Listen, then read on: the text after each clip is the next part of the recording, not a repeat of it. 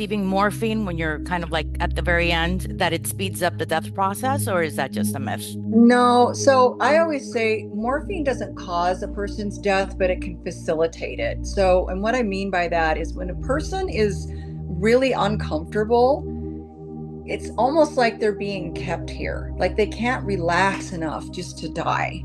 They're just like in pain and they just can't relax. And so when we give them morphine and it relaxes them, then they're able to finally, breathe their last. But morphine in the doses that we give is not causing a person's death. We usually start people pretty low unless they're really opioid tolerant. So if they have cancer and they've been getting a lot of high dose opioids, Right. then we may have to give them more and more as time goes on. But when somebody hasn't really had a lot of opioids, the starting dose is usually almost always 5 milligrams of morphine. Now that's equivalent to 5 milligrams of oxycodone is equivalent to 7.5 milligrams of morphine. So Wow. oxycodone 5 milligrams is what you find in a Percocet.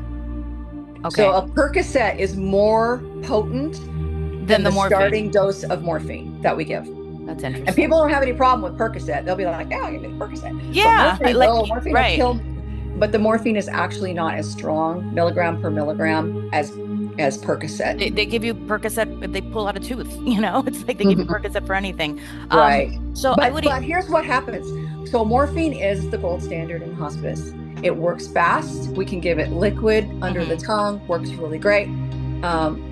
And it's cheap. And hospice doesn't get reimbursed a lot of money from Medicare. So we're always looking for like what's going to be our best bang for our buck.